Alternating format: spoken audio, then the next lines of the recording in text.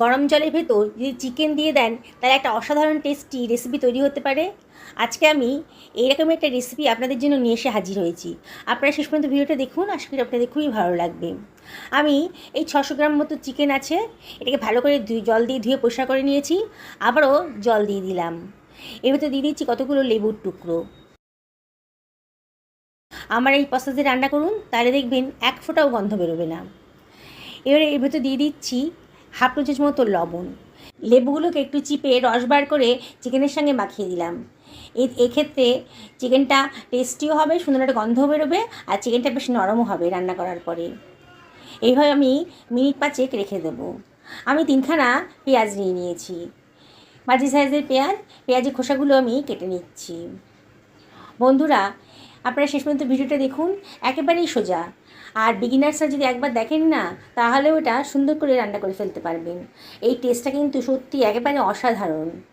আপনারা তো নানান রকম করে চিকেন রান্না করে খেয়েছেন, আজকে আমার পদ্ধতিতে রান্না করুন, খুব ভালো লাগবে। আমি একটা পেঁয়াজকে 4 টুকরো করে কেটে নিচ্ছি।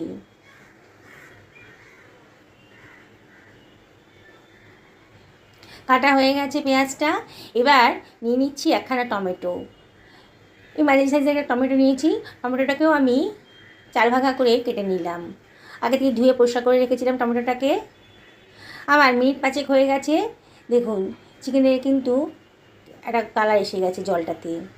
আবার ভালো করে চিকেনের পিসগুলো কষলে কষলে ধুয়ে নিয়ে আমি চিকেনগুলোকে একটা অন্য পাত্রের ভেতর রেখে দিচ্ছি। এইভাবে রান্না করবেন, দেখবেন চিকেনগুলো খুব নরমও হবে রান্না করার পরে, আর খুব সুন্দর একটা গন্ধও বেরোবে। আষ্টে গন্ধ কিন্তু একেবারেই থাকবে না। সমস্ত চিকেনটাকে একটা প্লেটের মধ্যে নিয়ে নিলাম। আমি কড়াইতে গরম জল বসিয়ে দিয়েছি। এবার চিকেনগুলোকে আমি গরম জলের ভেতর দিয়ে দিচ্ছি। দেখুন বন্ধুরা, জলটা বেশ ফুটে উঠেছে। এবার আমি চিকেনটাকে গরম জলের ভেতর দিয়ে দেব। আর এর সঙ্গে দিয়ে দিচ্ছি কেটে রাখা পেঁয়াজের টুকরোগুলো। টমেটোর কুচিটাও এখানে দিয়ে দিলাম।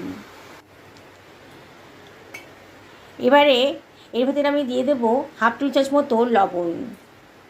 এবার কিছু গোটা মশলার মধ্যে দিয়ে দিচ্ছি দারচিনি, ছোটো এলাচ, লবঙ্গ, বড় এলাচ আর একটা স্টার।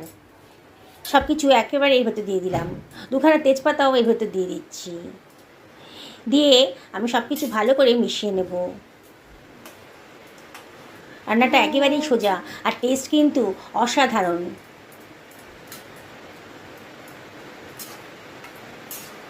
সব কিছু ভালো করে মিশিয়ে নিচ্ছি। নিয়ে এটাকে আমি ঢাকা দিয়ে হাই ফ্লেমে মিনিট 5-6 রান্না করে নেব। 5-6 মিনিট বাদে দেখুন চিকেনের কালারটা কিন্তু চেঞ্জ হয়ে গেছে। বোঝাই যাচ্ছে চিকেনটা অনেকটাই নরম হয়ে গেছে। আবার সব কিছু একটু নাড়াচাড়া করে দিলাম। দিয়ে এবার আমি চিকেনটাকে তুলে নেব। একটা চিমটা দিয়ে জল থেকে চিকেনটাকে তুলে অন্য একটা পাত্রের ভেতর রেখে দিচ্ছি।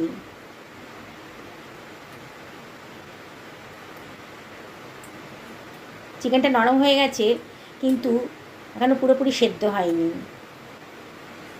আর সবজিগুলোও কিন্তু দেখেই মনে হচ্ছে আরও খানিকটা সেদ্ধ হবে। সমস্ত চিকেনগুলোকে আমি একটা পাত্রের ভেতর তুলে রাখলাম। এবারে টমেটো পেঁয়াজটাকে কিন্তু আর একটু সেদ্ধ হতে দেব। আর একটু নাড়াচাড়া করে দিচ্ছি, আর একটু সেদ্ধ করে নেব। আরও মিনিট 2 এটা ফুটতে দিলাম। মিনিট 2 বাদে দেখুন এগুলোকে আমি এবার একটা ছাঁকনি দিয়ে তুলে রাখছি।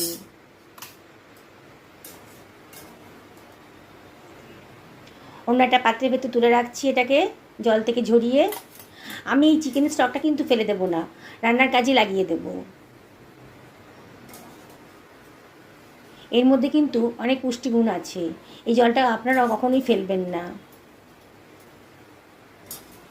সমস্ত কিছু আমি সমস্ত মশলা আর টমেটো পেঁয়াজ আমি একটা পাত্রের ভেতর তুলে রাখলাম। এটাকে ঠান্ডা করতে দেব। একটা মিক্সার গ্রাইন্ডারের ভেতর এটাকে দিয়ে দিয়েছি। দিয়ে এটাকে গ্রাইন্ড করে নিচ্ছি, জল ছাড়াই এটা গ্রাইন্ড করে নিচ্ছি। দেখুন একটা স্মুথ পেস্ট তৈরি হয়ে গেছে। গ্যাস ওভেনে কড়াই গরম করতে দিয়ে দিয়েছি। এবার এর ভেতর দিয়ে দিচ্ছি 2 টেবিল চামচ মতো সর্ষের তেল। আজকে সর্ষের তেলে রান্না করব, আপনারা ইচ্ছে করলে যে কোনো তেলই ইউজ করতে পারেন। একটুখানি লবণ দিয়ে দিলাম, তাহলে সর্ষের তেলে কাঁচা গন্ধটা আর থাকবে না। তেলটা বেশ গরম হয়ে গেছে যখন, তখন দিয়ে দিলাম বেটে রাখা মশলাটা। এবার গ্রাইন্ডারটা ধুয়ে একটু জলও দিয়ে দিলাম। এবারে আমি এর ভেতর দিয়ে দিচ্ছি 1/2 টেবিল চামচ মতো হলুদের গুঁড়ো, আর দিয়ে দেবো 1 টেবিল চামচ ধনের গুঁড়ো, 1/2 টেবিল চামচ জিরের গুঁড়ো, আর দিয়ে দিচ্ছি 1 টেবিল চামচ লঙ্কার গুঁড়ো। লঙ্কাটা কিন্তু অবশ্যই আপনারা নিজেদের পছন্দ মতো দেবেন। আর দিয়ে দিচ্ছি 1/2 টেবিল চামচেরও কম লবণ। আগে আমি লবণ দিয়ে মাংসটাকে সেদ্ধ করে নিয়েছিলাম, তাই লবণটা একটু বুঝে শুনে দেবেন। পরে যদি প্রয়োজন হয় তাহলে আবার লবণ অ্যাড করে দেবেন। মশলাটাকে এবার আমি কষিয়ে নিচ্ছি, হাই ফ্লেমেই রেখেছি। অনবরত কিন্তু নাড়তে হবে। দেখুন মশলার কালারটা কিন্তু আস্তে আস্তে চেঞ্জ হয়ে গেছে।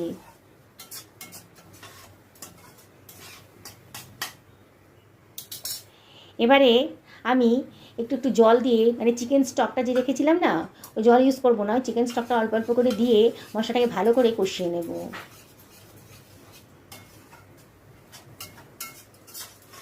তেল তো বেশি দেওয়া হয়নি, তাই অল্প তেল দিয়ে যখন রান্না করবেন তখন জল দিয়ে মশলাগুলোকে ভালো করে কষিয়ে নেবেন। দেখুন আস্তে আস্তে কিন্তু বোঝাই যাচ্ছে যে মশলাটা কষানো হয়ে গেছে। এবারে আমি সেদ্ধ করে রাখা চিকেনটাই ভেতর দিয়ে দিচ্ছি, দিয়ে সব কিছু আবারও ভালো করে মিশিয়ে নিলাম। দেখছেন তো বন্ধুরা, একেবারেই সোজা প্রসেস রান্না করার, আর খেতে কিন্তু সত্যি বলছি দুর্দান্ত হয়। আপনাদের এই রেসিপিটা একবার যদি করেন না, বারে বারে এই রেসিপিটা করতে আপনাদের ইচ্ছে করবে। তাই রেসিপিটা যদি ভালো লাগে তাহলে লাইক করবেন, কমেন্ট করবেন আর শেয়ার করবেন। দেখুন আমি মিনিট খানেক ধরে কিন্তু ভালো করে মশলার সাথে মাংসটাকে কষিয়ে নিলাম। এবার যে চিকেন স্টকটা ছিল দিয়ে দিলাম, আরও খানিকটা রয়েছে, প্রয়োজন হলে ওটাও দিয়ে দেবো। দিয়ে আবারও সব কিছু ভালো করে মিশিয়ে নিচ্ছি। একেবারেই সোজা প্রসেস। বন্ধুরা যারা আজকে আমার চ্যানেলে প্রথম দিন, তাদেরকে রিকোয়েস্ট করবো আমার চ্যানেলটা সাবস্ক্রাইব করার জন্যে। পাশে থাকা বেল আইকনটা অবশ্যই ক্লিক করে দেবেন, তাহলে আমার রান্নার নোটিফিকেশানটা আপনারা জলদি পেয়ে যাবেন। ঢাকা দিয়ে আরও 10 মিনিট মতো রান্না করে নেব মিডিয়াম টু লো ফ্লেমে। 10 মিনিট হয়ে গেছে, দেখুন ওপরে কেমন তেল ভেসে উঠেছে। আবার সব কিছু ভালো করে মিশিয়ে নিচ্ছি। দেখুন কালারটা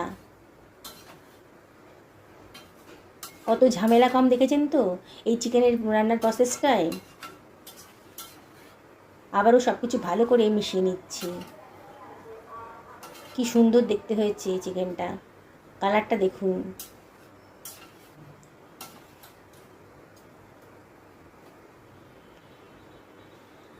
এবারে আমি এর ভেতর দিয়ে দিচ্ছি খানিকটা কসুরি মেথি। গরম মশলা দেবো না, কারণ অনেক গরম মশলা আমি সেদ্ধ করেই বেটে নিয়েছিলাম।